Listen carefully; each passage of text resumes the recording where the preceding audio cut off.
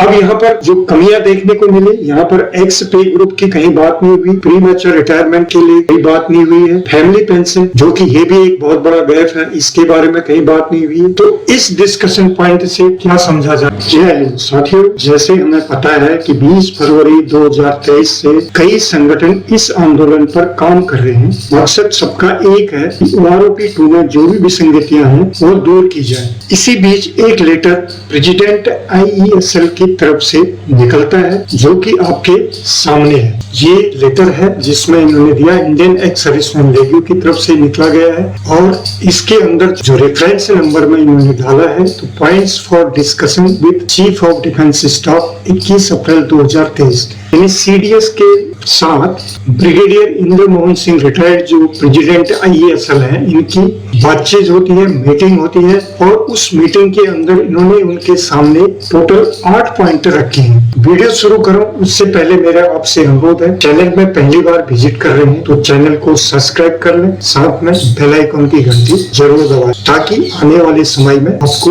Notification मिलते रहे। दोस्तों, तो बिना देरी किए हुए शुरू करते हैं। क्या थे वो 8 पॉइंट जो कि प्रेसिडेंट IESL ने CDS के साथ डिस्कशन के दौरान रखे?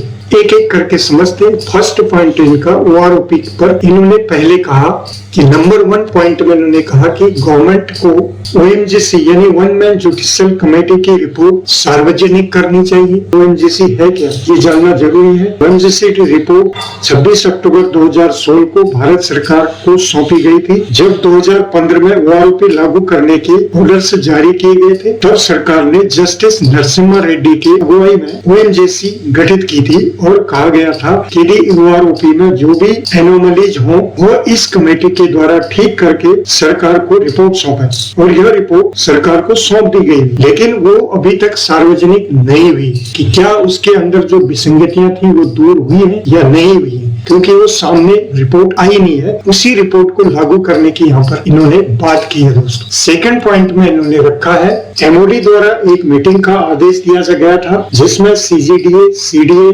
पेंशन और तीनों सर्विसेज यानी आर्मी, नेवी, एयरफोर्स के तीनों रिप्रेजेंटेटिव इस मीटिंग में शामिल थे और जिसमें एक्स सर्विसमैन को भी शामिल किया गया था। उसमें तय हुआ था कि OROP एनोमलीज को दूर कर दिया जाएगा, पर आज तक उसमें कोई एक्शन नहीं हुआ। आगे उन्होंने कहा कि 18 अप्रैल 2023 को पर्सनली जंतर मंतर में मैं गया, जहां पर पूर्व सैनिकों द्वारा शांतिपूर्वक तरीके से प्रोटेस्ट चल रहा है। थर्ड पॉइंट जो इनका MSP का था, इसमें इन्होंने कहा कि जो MSP यानी मिलिट्री सर्विस पे पर कुछ पैरामीटर्स तय करने की जरूरत है, जिसमें इन्होंने कहा कि GCOs को NCOs और वार्ड्स के साथ इंक्लूड नहीं किया जा सकता है। जहां एक तरफ नर्सिंग ऑफिसर्स को ₹10,500 MSP दिया जा रहा है, जबकि एज पर DSR वो ऑफिसर की कैटेगरी में नहीं आते हैं, जबकि वहीं GCOs एक गजेटेड क्लास 2 के श्रेणी में आता है, अतः GCOs को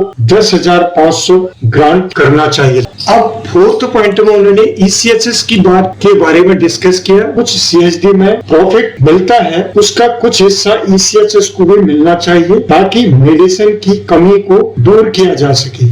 इसका यूज मेडिकल बिल या अन्य के लिए नहीं किया जाएगा, सिर्फ जो मेडिसिन कम है उस मेडिसिन को खरीदने के लिए इसका यूज किया जाए। पांचवा पॉइंट उन्होंने financial security for ex serviceman, यानी कि एक्स सर्विसमैन को फाइनेंशियल सपोर्ट की जरूरत होती है। जब एक्स सर्विसमैन रिटायर होकर बाहर आता है तो उसके पास कोई भी जॉब नहीं होती है, कोई भी ऐसा सपोर्ट नहीं होता है जो फाइनेंशियली वो स्ट्रॉन्ग हो सके। छठे पॉइंट में उन्होंने कहा कि एक्स सर्विसमैन जब पेंशन आ जाता है तो उसका जो प्रोविडेंट फंड है उसको वो उस अमाउंट को हर जगह इन्वेस्ट नहीं कर सकता है, सिर्फ वो FD में उसको रखता है, जिसका इंटरेस्ट भी 7% है, जो कि बहुत कम है। सातवां पॉइंट में उन्होंने अपनी बात रखी कि एक्स सर्विसमैन के लिए बड़ी संख्या में बिजनेस मॉडल तैयार करने की जरूरत है, जिसमें ऑनरेबल प्राइम मिनिस्टर ने भी सोलर पावर प्लांट्स का उदाहरण दिया था, जिसमें एक्स सर्विसमैन इसमें अपनी तरफ से बड़ा योगदान कर सकते हैं। 8वां पॉइंट में मैंने कहा कि मैं डीजीआर और डीआईएबी के सर्विसमैन हूँ और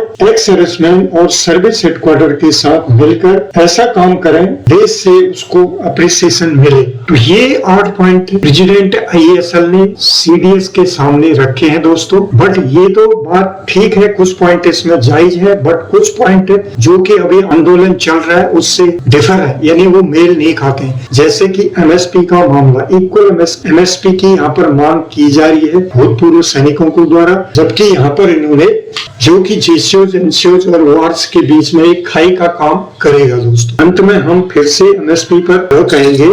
फर्स्टली एमएसपी का केस दिल्ली हाईकोर्ट में चल रहा है और जिसका अगले महीने 4 तारीख को हियरिंग होनी है। आशा करते हैं कि जो हियरिंग होगी वो पॉजिटिव आएगी और जेसीओ जवान के हक में आएगी। और दूसरी बात यह है कि एमएसपी का जो यहाँ पर डिसीजन हो रहा है वो एमएनएस ऑफिसर्स, जेसीओज और एनसीओज तथा वार्ड्स के बीच में उलझा दिया गया है, जबकि पूर्व सैनिकों की मांग एक एमएसपी की है दोस्तों। अब यहाँ पर जो कमियां देखने को मिली, यहाँ पर एक्स पे ग्रुप की कहीं बात नहीं हुई, प्री मैच्योर रिटायरमेंट के लिए कहीं बात नहीं हुई है, फैमिली पेंशन जो कि ये भी एक बहुत बड़ा गैप है, इसके बारे में कहीं बात नहीं हुई है। तो इस डिस्कशन पॉइंट से क्या समझा जाए दोस्तों, ये आप खुद समझदार हैं। यदि जानकारी आपको ठीक लगी, वीडियो को लाइक शेयर जरूर करें। के लिए जय हिंद, जय भारत।